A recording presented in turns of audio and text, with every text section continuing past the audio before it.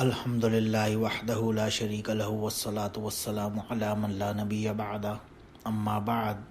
بسم اللہ الرحمن الرحیم اللہم صلی علی محمد وعلی آل محمد کما صلیت علی ابراہیم وعلی آل ابراہیم انک حمید مجید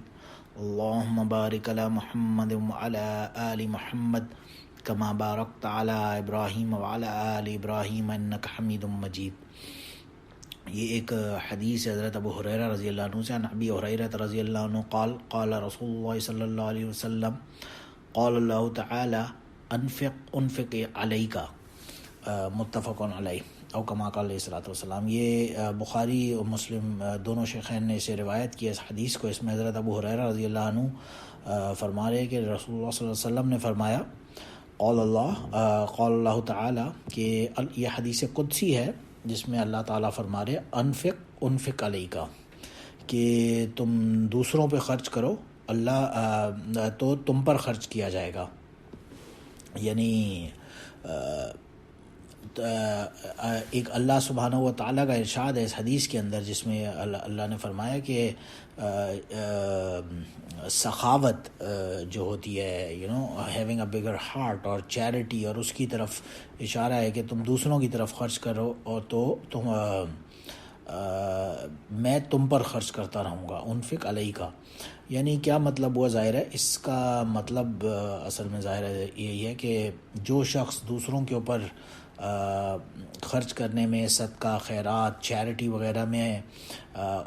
بڑے دل کا ڈیمونسٹریشن کرے اور مائزر نہ ہو، اپنے جو کچھ بھی مال ہو اس میں سے دوسروں پہ خرچ کرتا رہے، تو اس کے بینیفٹس کے بارے میں یہاں پہ ترغیب دی جا رہی ہے۔ اور یہی وجہ ہے کہ حضرت جابر رضی اللہ عنہ فرماتے ہیں کہ ما سئل النبی صلی اللہ علیہ وسلم شیئا قط فقال لا، کہ رسول اللہ صلی اللہ علیہ وسلم سے کبھی بھی ایسا نہیں ہوتا تھا کہ کوئی بندہ کسی چیز کا سوال کرے اور وہ اس پہ منع کرے، کوئی چیز مانگے اور وہ اس سے منع کر دیں۔ جو کچھ بھی آپ کے پاس ہوتا تھا وہ آپ اسی وقت صدقہ فرما دیتے تھے، اور کبھی ایسا نہیں ہوا۔ حضرت جابر رضی اللہ عنہ فرما رہے ہیں کہ نبی کریم صلی اللہ علیہ وسلم سے کسی نے کوئی چیز مانگی ہو اور انہوں نے اس پہ منع کیا ہو، ایسا کبھی نہیں ہوا۔ یہ ظاہر ہے رسول اللہ صلی اللہ علیہ وسلم کی تو خیر سخاوت کا ایک جو جیسے کہ آتا ہے لقد کان فی رسول اللہ اسوۃ حسنہ، کہ لقد کان لکم فی رسول اللہ اسوۃ حسنہ،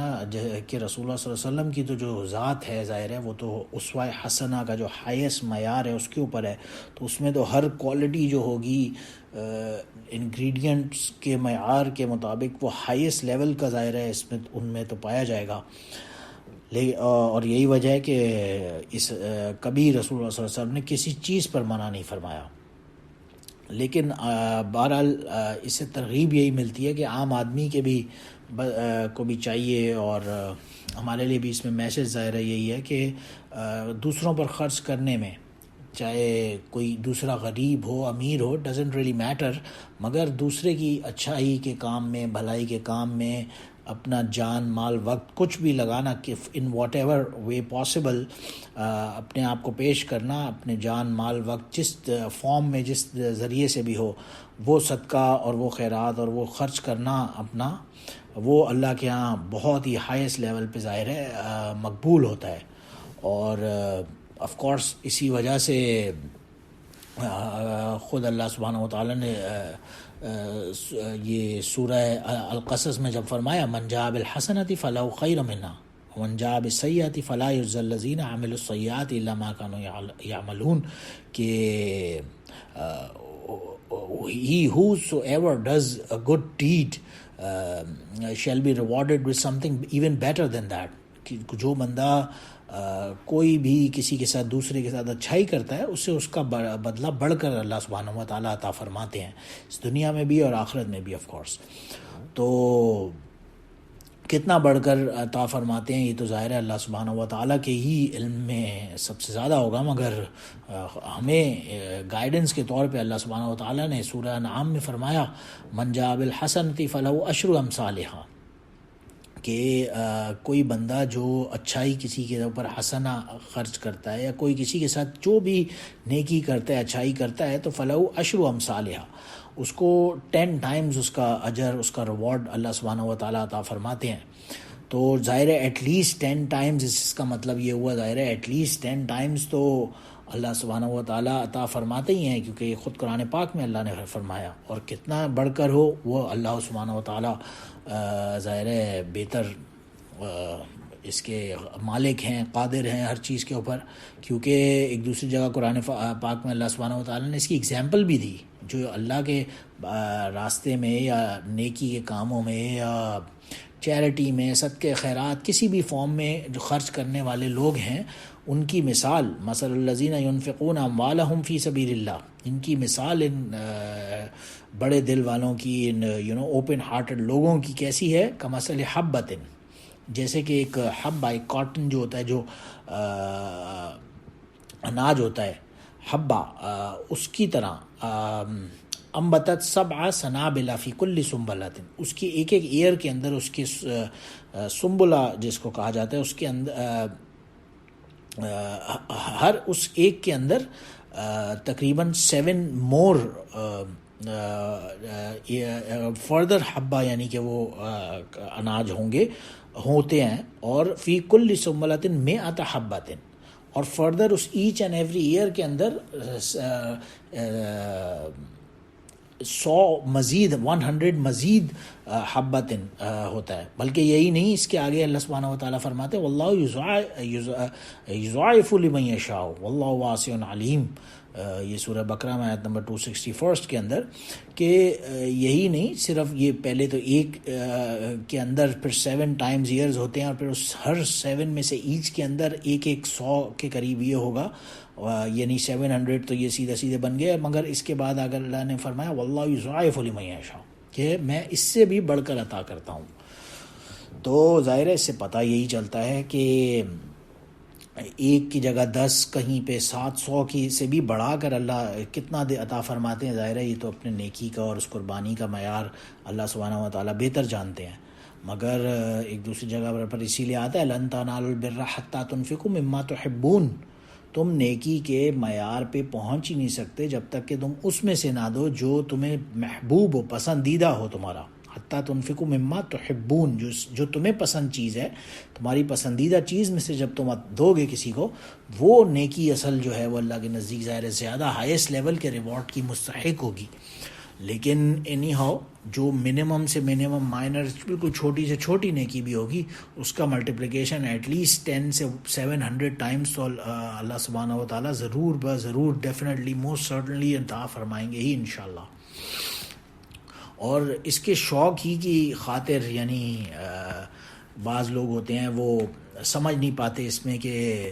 کیا فائدہ کیا ہے، مجھے بینیفٹ کیا ہے. اصل جو سب سے اس میں بھی زیادہ آتا، ایک تو ہوتا ہے ریوارڈ، اجر، اس کا جو ریٹرن کمانے کا بینیفٹ، آف کورس وہ تو اپنی جگہ پہ ضرور موجود ہے، اور ڈیفینیٹلی اس کی تو امید رکھنی چاہیے اللہ سے. مگر ایک دوسری روایت میں حضرت ابو ہریرہ رضی اللہ عنہ فرماتے ہیں کہ رسول اللہ صلی اللہ علیہ وسلم نے فرمایا السخی قریب من اللہ، جو سخی آدمی ہوتا ہے، یعنی مالدار ہونے کے ساتھ ساتھ سخی بھی ہو، اس کا بڑا دل ہو، ڈونیشن کسی کو دیتے ہوئے یا چیریٹی کرتے ہوئے، یا ایون کسی کی بھی فائنینشیل یا کسی بھی دوسرے فارم میں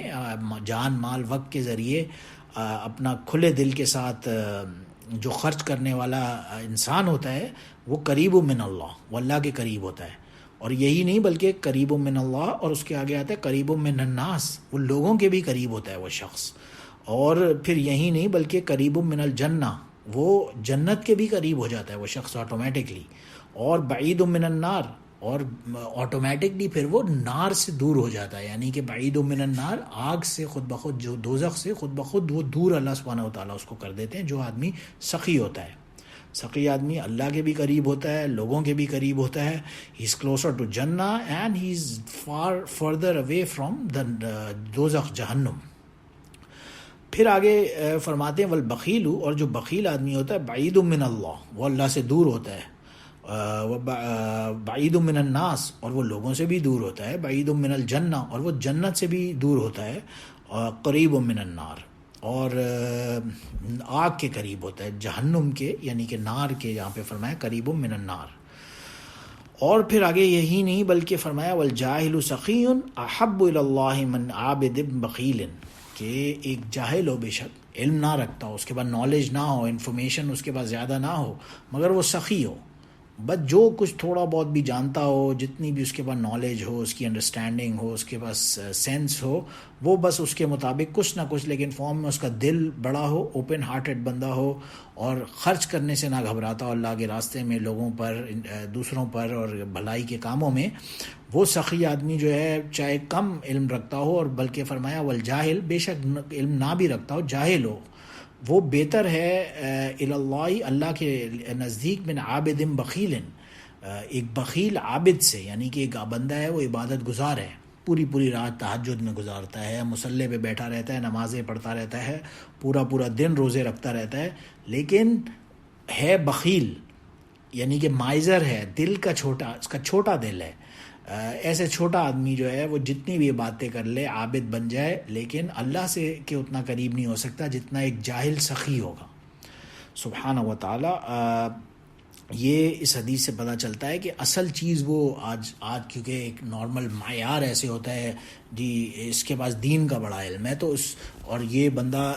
نارملی اسی چیز سے ایک آج کل ہم سٹینڈرڈ سرٹن جو معیار ہوتا ہے، جو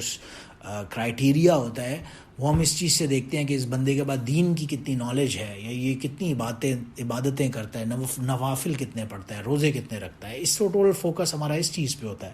جبکہ یہاں پہ حدیث میں کیا فرمایا، والجاہل سخی احب الی اللہ من عابد بخیل، جو جاہل سخی ہو وہ بہتر ہے اور زیادہ محبوب ہے، اللہ کے زیادہ قریب ہے اس عابد بخیل بندے سے،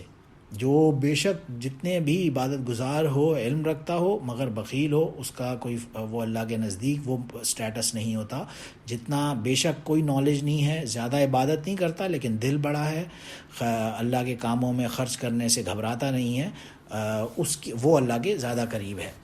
ظاہر ہے آف کورس جو سخی آدمی ہے. اسی لیے فرمایا تھا انفق علیہ کا، تم اللہ نے اسی لیے حدیث قدسی میں پیچھے جو آئی تھی کہ تم لوگوں پر خرچ کرو، تم پر میں خرچ کروں گا، اللہ کا یہ وعدہ ہے ہم سے. اور اسی لیے رسول اللہ صلی اللہ علیہ وسلم نے ایک ابو ہریرہ رضی اللہ عنہ کی روایت سے پتہ چلتا ہے، اس میں فرمایا رسول اللہ صلی اللہ علیہ وسلم نے لو کان عندی مثل احد ذهب لسرنی ان لا يمر علی ثلاث لیال وعندی منه شیء الا شیء ارصده لدین، کہ اگر میرے پاس احد پہاڑ کے برابر بھی سونا ہوگا تو میں اس کو اسی وقت ایز سون ایز پاسبل، یعنی کہ لا يمر علی ثلاث، 3 راتیں مجھ پر نہیں گزرتی کہ نہ گزریں کہ میں اس کو سب صدقہ کر دوں. یعنی رسول اللہ صلی اللہ علیہ وسلم، مگر یہ کہ میرے پہ کوئی دین ہو، قرضہ میں نے اگر کسی کا ظاہر آف کورس ادا کرنا ہے، قرضے کی اپنی ایک ظاہر امپورٹنس ہے دین اور کے اندر، شریعت کے اندر، اور لیکن رسول اللہ صلی اللہ علیہ وسلم فرما رہے ہیں میرے پاس even if I had a mountain full of gold, Uhud پہاڑ جو کہ ایک مدینہ کے قریب پہاڑ ہے، اس کے برابر اس وہ پورا گولڈ کا ہو، احد ذہب، سونے کا پہاڑ ہو میرے پاس، تو میں وہ سب کا سب چیریٹی کر دوں، اپنے پاس کچھ نہ رکھوں، اور آگے کے لیے جنت میں جانے کے لیے، یعنی کیونکہ وہ آتا ہے نا قریب من اللہ، تو اللہ کے قریب ہونے کے لیے، قریب من الناس، لوگوں کے قریب ہونے کے لیے، قریب من الجنہ، جنت کے قریب ہونے کے لیے، اور بعید من النار، دوزخ سے دور ہونے کے لیے یہ سخاوت شو کروں کہ وہ سب کا سب سونے کا پہاڑ میں صدقہ کر دوں. مگر ظاہر ہے آف کورس الا شیء ارصدہ لدین، کہ الا یہ کہ میرے اوپر کوئی قرض ہو، اور ڈیفینیٹلی کیونکہ اس کی اپنی ایک امپورٹنس ہے. آج کل تو سینیریو میں اسے بہت زیادہ سیریس نہیں لیا جاتا، حالانکہ شریعت کے اندر تو اگر کسی بندے کے اوپر قرضہ ہو، کوئی لائبلٹیز ہوں، تو اس کے اوپر سے فرض حج بھی، یعنی کہ جو حج کا رکن ہے اسلام کا، فرض حج کا، لیکن اگر ایک بندہ ہے وہ اس کے اوپر کوئی لائبلٹیز ہیں، وہ لوگوں کے اس کے قرضے ہیں کچھ اس کے اوپر، تو اس سے وہ فرض حج بھی ساقط ہو جاتا ہے، اس کے اوپر فرض نہیں رہتا.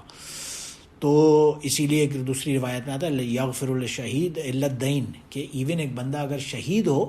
یعنی کہ جو ہائیسٹ لیول آف دین کے اندر قربانی کا ہو، لیکن اس بندے سے بھی اللہ سارے گناہ معاف فرما دیتے ہیں سب کچھ، لیکن یہ کہ اللہ یہ کہ اس نے کسی دوسرے کا کوئی قرضہ ادا کرنا ہو. تو اسی لیے رسول اللہ صلی اللہ علیہ وسلم نے فرمایا میرے پاس اگر even if I had a mountain full of gold, Uhud پہاڑ کے برابر بھی میرے پاس سونا ہوگا، میں سب صدقہ کر دوں، اللہ یہ کہ بس اپنے قرضے کی ادائیگی کے لیے کچھ تھوڑے بہت پیسے سائڈ پہ کر کے، تاکہ جو لینڈرز ہیں ان کو پریشان نہ کروں، لیکن باقی جو کچھ میرے پاس بچے وہ سب کا سب میں چیریٹی کر دوں. تو لیکن ظاہر ہے آف کورس دین اگین رسول اللہ صلی اللہ علیہ وسلم تو سخیوں کے سخی اور سب سے بڑے خاتم النبیین، ان کی تو ظاہر ہے کوئی کمپیریزن ہو ہی نہیں سکتا. لیکن کہنے کا مقصد صرف یہی ہوگا کہ کسی نہ کسی فارم میں لوگوں کے اندر سخاوت کی، اوپن بڑا دل رکھنے کی اور لوگوں میں چیریٹی کرنے کی ترغیب کسی نہ کسی فارم میں پیدا کی جائے. اور آبویسلی کیونکہ اس کا معیار کیسے ہوگا، اب ہم کیسے پہچانیں کہ یہ بندہ سخی ہے یا نہیں ہے؟ تو اس کے لیے حضرت ابو ہریرہ رضی اللہ عنہ کی ایک دوسری نسائی شریف کے اندر روایت موجود ہے، جس کے اندر رسول اللہ صلی اللہ علیہ وسلم نے فرمایا لا یجتمع الشح والایمان فی قلب عبد ابدا. ایک بندہ، کوئی بندہ جس کے یہ حرص اور بخل، لا یجتمع الشح، یہ جو ہوتا ہے بخل ہوتا ہے، کنجوسی، جو مائزرنس ہوتی ہے انسان کے اندر، وہ اور اس کا ایمان، یہ فی قلب عبد ابداً، یہ کبھی لا یجتمع، یہ کبھی کسی دل کے اندر دونوں چیزیں کھٹی جمع نہیں ہو سکتی، یا ایمان ہوگا یا بخل ہوگا. آف کورس اب ہم یہ تو نہیں کہہ سکتے کوئی بندہ کنجوس ہے تو ہم، ظاہر ہے آف کورس مسلمان تو وہ بالکل کوئی کلمہ پڑھنے والا بندہ جو مسلمان ہوگا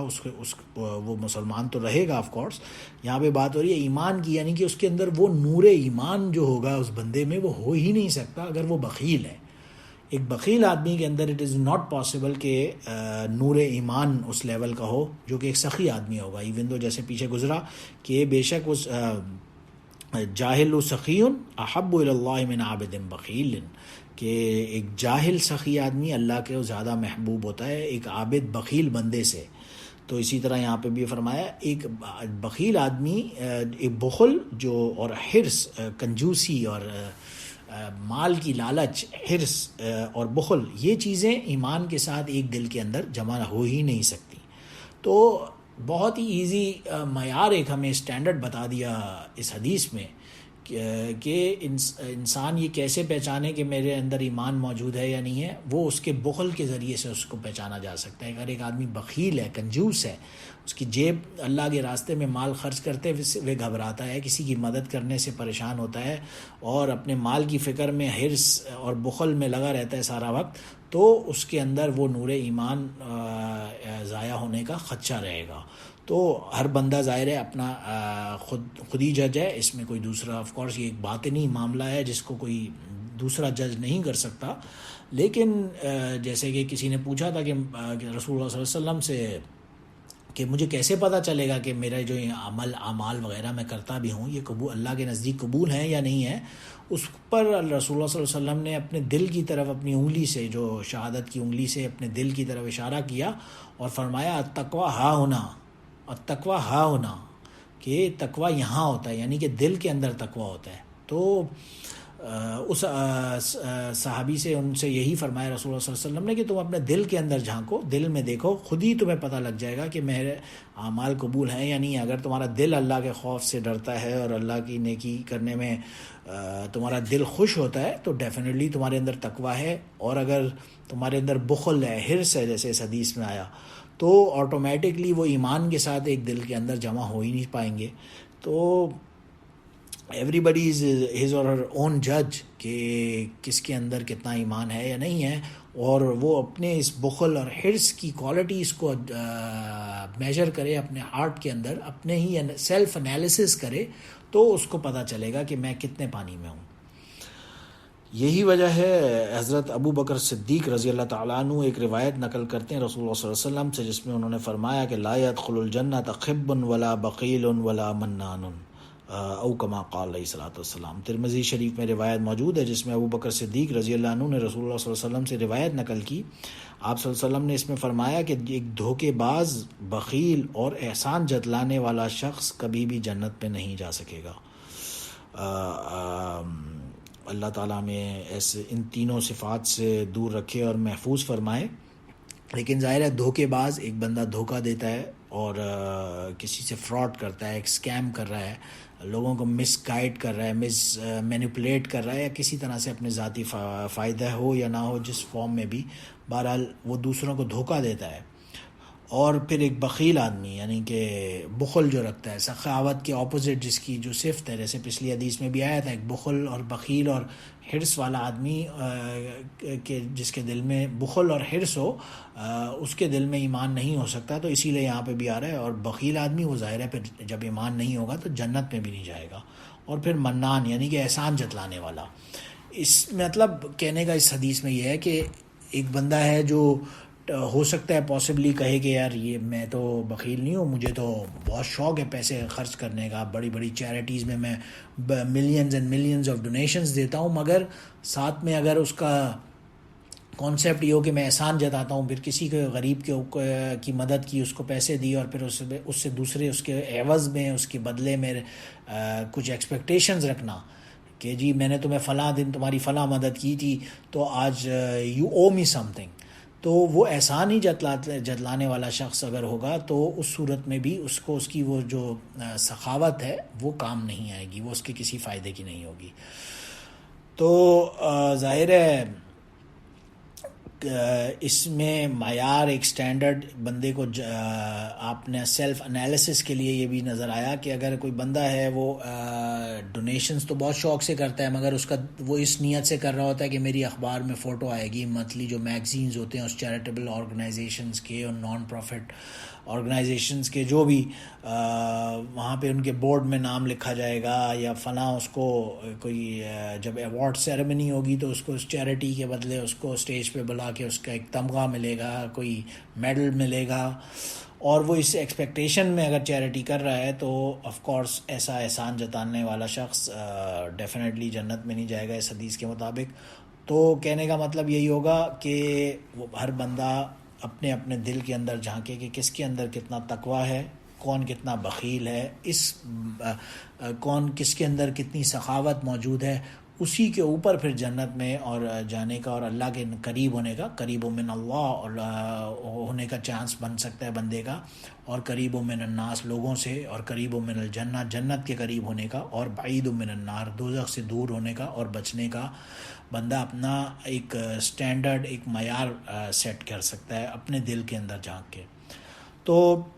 اللہ سبحانہ و تعالیٰ سے دعائے ظاہر ہے کہ ہم سب کو اس سخاوت کی صفت عطا فرمائے، ہمیں سخی بننے کی توفیق عطا فرمائے، ہمارے ایک دل کو بڑا کرے، اوپن ہارٹ کے ساتھ چیریٹیز یا ڈونیشنز یا واٹ ایور فارم میں کسی کی مدد ہو، اپنے جان مال وقت کے ساتھ اللہ کے راستے میں لگانے کی ہو، لوگوں کی مدد کرنے کی، لوگوں کے ساتھ اچھا برتاؤ اور ان کے ساتھ جنراسٹی شو کرنے کی، اصل چیز ہے ایک جنرس ہونے کی توفیق عطا فرمائے، کیونکہ یہی وہ چیز ہے جو جس کے بارے میں فرمایا کہ الجاہل سخی احب الی اللہ من بخیل عابد بخیل، کہ ایسا ہی بندہ ظاہر ہے جو جنرس ہوگا، جس کے اندر جنراسٹی کی صفت اعلیٰ معیار کی ہوگی، وہ بندہ ہی ظاہر ہے اللہ کے قریب ہوگا، اللہ اس سے محبت رکھیں گے، اور وہی بندہ پھر جنت کے اوبویسلی قریب ہوگا. تو اللہ ہمیں اس صفت کی اپنانے کی اور اس پہ عمل کرنے کی، اور اس سخاوت کو ہمارے اندر، ہمارے پارٹ ایک ایک باڈی پارٹ کے اندر ہر فارم میں اسپریچولی بھی اور فزیکلی بھی کریٹ کرے اور ہمیں سخی بنائے. آج کے لیے اتنا ہی. وآخر دعوانا ان الحمدللہ رب العالمین. سبحان ربک رب العزت عما یصفون وسلام علی المرسلین والحمدللہ رب العالمین.